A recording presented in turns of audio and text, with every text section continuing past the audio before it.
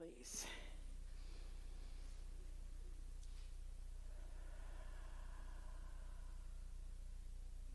And again.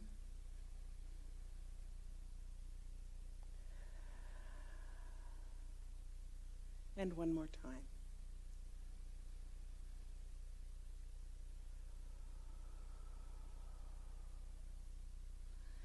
I needed that after that song, hey? Okay. That's as good as it gets. So in my line of work, I spent a lot of time observing life. Not just because it's entertaining and it's interesting to watch life, but also because I'm always looking for relevant ideas for talks. Because there's one thing to learn the theory of this teaching, which is wonderful, to learn about how the universe works and, all the esoteric stuff that we learn about. But it's a whole other thing to actually apply it in our lives, yeah? Yeah. Ernest Holmes says we spend too much time in theory and not enough in actual practice. So that's what we're doing, because what I have noticed is that there's not a one of us who's living on top of a mountain, zenned out, doing yoga and meditation. We are here in this world. We are in this world. The great master teacher, Jesus says, I am in this world, but not of it. But the fact of the matter is we are in this world. We have to learn how to do it. Yes, absolutely. We are spiritual beings. Absolutely. Without question. And in this incarnation, we are spiritual beings having a human experience. And that human experience is often what provides us with what we need in order to live a more spiritual life. In other words, as we kind of work our way through human life school, it is making us and revealing more of our spiritual selves. Is that making sense? Make sense to you? Okay. So here's how our founder, Ernest Holmes, put it. He said, accepting the lessons and experiences of the past and taking the best from everything, we should press boldly forward, looking ever for the truth and ever ascending higher and higher into the heavens of reality. So what he is saying here is that we need to learn from our past. We need to learn from the human experiences that we are having, because that is what is allowing us to spiral up as we move through this material dense world. Okay, so that's if we learn the lessons and learn from our experiences. And that's the challenge, isn't it? Anybody here... Oh, yeah. Anybody, you know what? I need more light. Jason, can you give me more light somehow? This just isn't cutting it. Can you turn that stage light up a little bit more? Oh, that'll work. Okay. Anybody here have a tendency to repeat patterns over and over again? Yeah. I do this, and I find myself absolutely stuck in these same life conditions, thinking to myself, how the hell did I get here again? All of this to explain my talk title for today, which is Just Say No. Just say no. Because what I observe with a lot of people, myself included, but not quite as much, is that they feel as if their lives are spinning out of control, due in no small part to the inability to say no. You see, we live in a society that it values being busy. It values running from one thing to another. It values trying to cram 10 pounds into a 5-pound sack. And many of us wear our busyness like a badge of honor, like with great pride. Oh my God, I'm so busy all the time. Without realizing that because we are so busy doing it all, we aren't able to give our all to anything.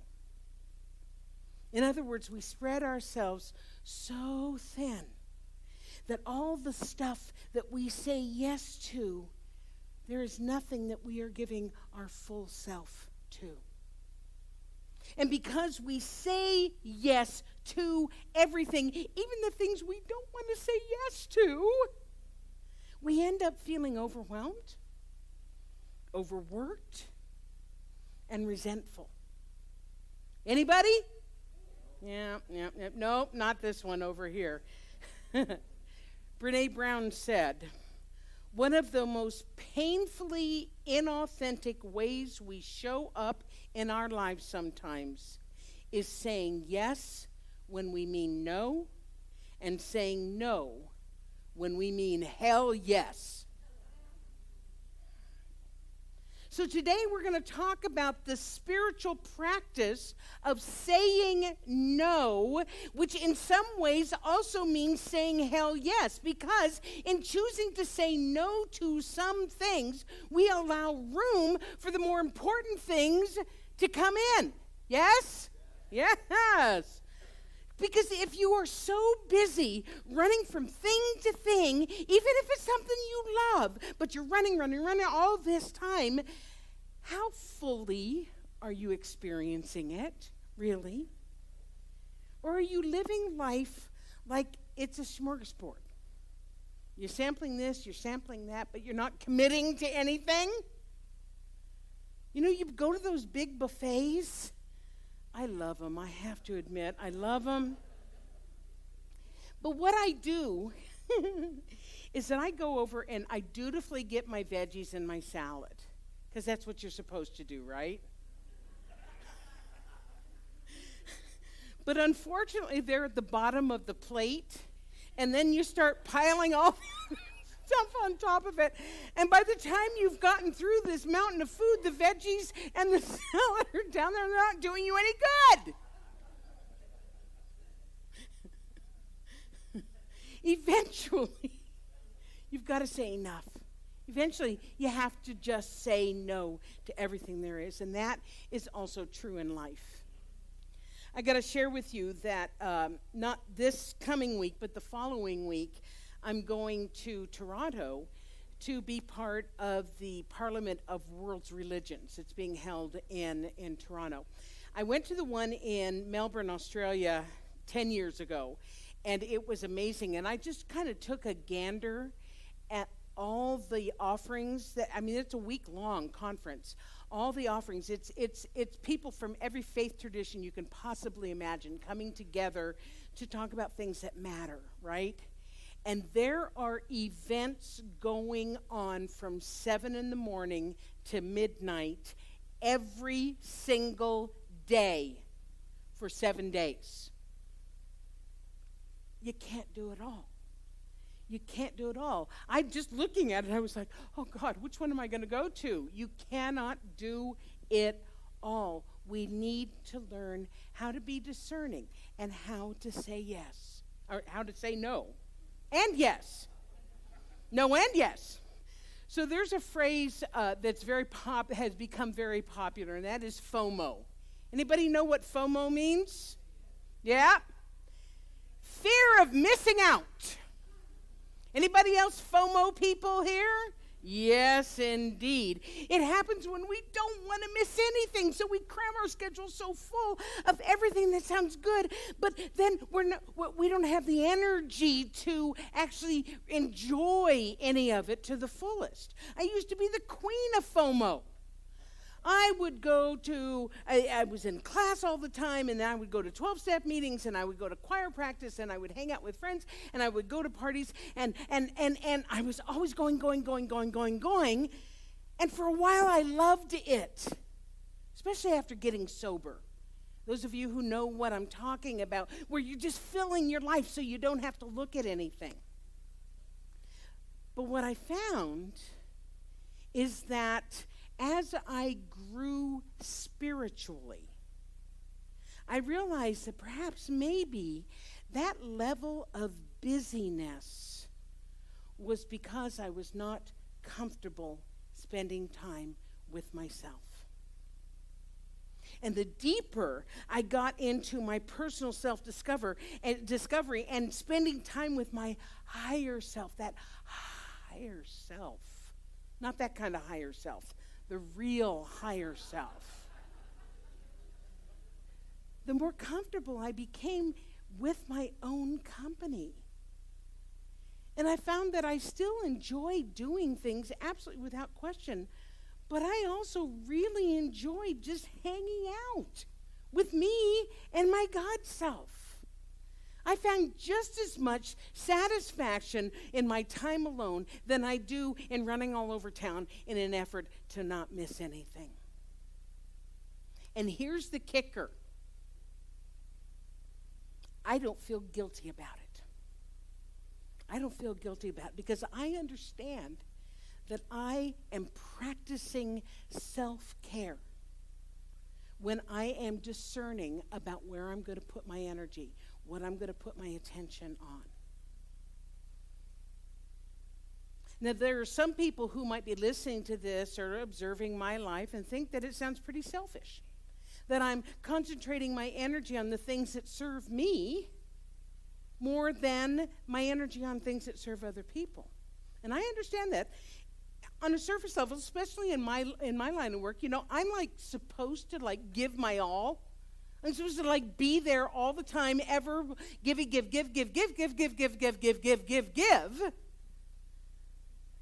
But you know that if I'm depleted, if I'm overwhelmed, if I'm running myself ragged, if I'm resentful, I'm not going to be the best that I can be for other people. I can't give of myself that way. Parker Palmer wrote this: self-care is never a selfish act. It is simply good stewardship of the only gift that I have. Somebody put that on Facebook last night. I had to add it at the last minute. Self-care is never a selfish act. It is simply good stewardship of the only gift I have. The me, the you. It is the only gift we have to give. You know that old adage of put your oxygen mask on in an airplane before you try helping other people? Because if we're gasping for breath, we're not able to help anybody. So all of us have to find ways to allow ourselves to breathe so that we are clear-headed and we are present enough to be there for other people.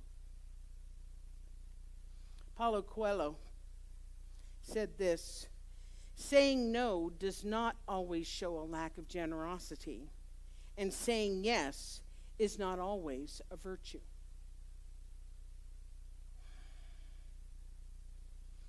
And I realize that my situation is a little different than many of you. Many of you live much more complex lives than I do. And that's the honest goodness truth. I have simplified my life on purpose. I don't have kids. I don't have grandkids. Darn it. I didn't really want kids, but boy, do I want grandkids. I will take your kids. I will grandmother them up anytime, anywhere. But I don't, You all do. You've got kids, you've got grandkids, you've got jobs, you've got work obligations, you've got volunteer things, you've got to take care of your house, you've got to take care of your yard, you've got to take care of your animals. And your life is just really busy, so just saying no is not always an option for you. And I get that, absolutely. Especially those of you with children, especially that.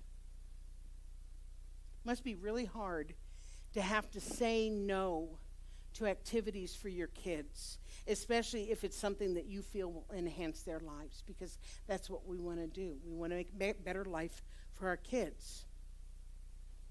But I have a question, and it's a little provocative. I must have been feisty when I was working on this talk. Yeah, I know.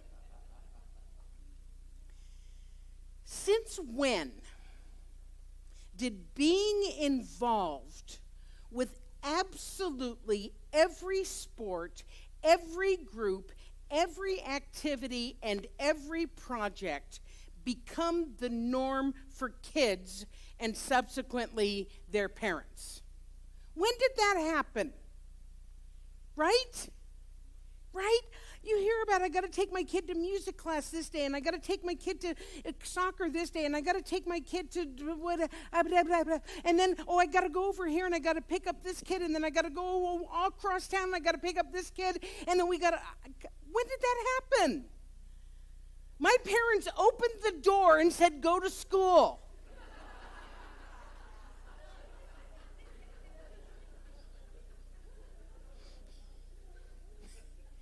It sometimes feels like we are perpetuating this myth that somehow busyness is something to be praised and beingness is something to be avoided.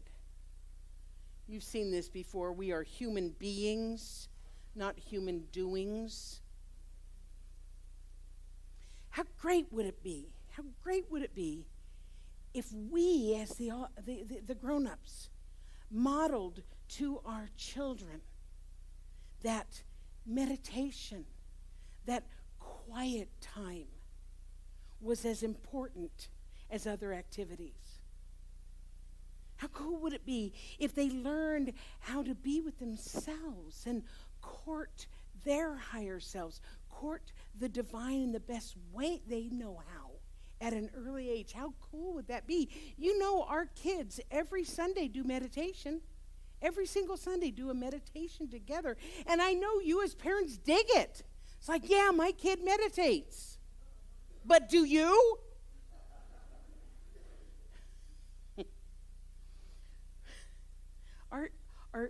Are we, as the adults, spending as much time in the quiet, communing with the source of our being, allowing ourselves to open up as well?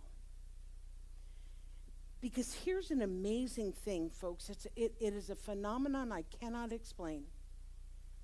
I have a friend who said, I asked him, do you meditate? And they said, well, I don't have time to meditate. I said, that's exactly why you need to meditate. Because something happens in the field of time when we take time to do that. Something happens. You know, time is a construct that we made up. I don't have time. But if you take time to just do that, time expands. It is the most amazing thing. I cannot figure it out. All I know is that when I take time to do my spiritual work, I have more time to do everything else. So if you don't have time to do that, perhaps it's time to say no to some of the busyness and say hell yes to something that actually expands time and enhances your life. So then the question is, how do we do that? How do we just say no? Yeah? Hard, right? You do it by doing it. And you feel the ickies. And you feel the guilt. And you feel the disapproval. And you feel judged. And you feel that people think you're being lazy or you're being selfish. You feel it because on the other side of that is the freedom of choice. Here's what a Jan Van Zant said. You have a right to say no. Most of us have very weak and flaccid no muscles. We feel guilty for saying no. We get ostracized and challenged for saying no, so we forget it's our choice. Your no muscle has to be built up to get to a place where you can say, I don't care if that's what you want. I don't want that. No.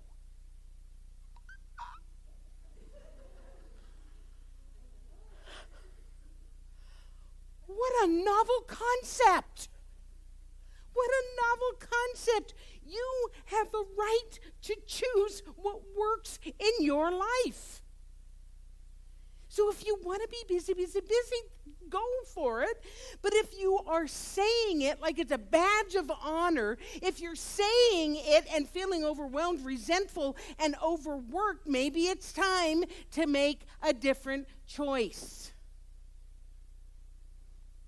Now, I got to tell you, I realize how ironic this is, that I also just did an announcement asking for volunteers at the center.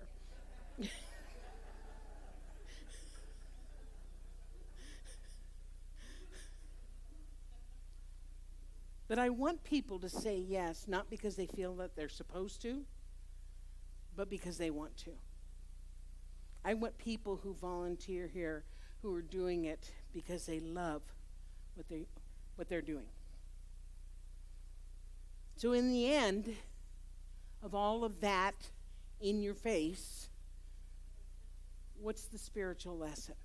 There's a spiritual lesson. Each one of us is a divine expression of the divine, period. Each one of us is deserving of all good, of all love, of all happiness. It's our birthright. And I know we weren't trained to believe that. We were trained, we were raised to always put other people's needs ahead of ours. And as a result, we live in a society that is filled with disease, unhappiness, divorce, depression, anxiety, addiction, codependence, loss of faith, and feelings of emptiness. And the more we try to fill that emptiness with more activity, more stuff, more food, more alcohol, more drugs, more busyness. And if we could just recognize that our divinity, our deservingness, this is our birthright, this is our spiritual magnificence, each of us spiritually magnificent, each of us here to express the divine. If we just knew that, we would be nurturing ourselves as much as we nurture other people. And then when we do say yes, and I hope you say yes, but when we do say yes, we're doing it for the right reasons. The desire to help and to be of service in healthy, life-affirming, self-honoring ways. And that's all I have to say about that. And so it is.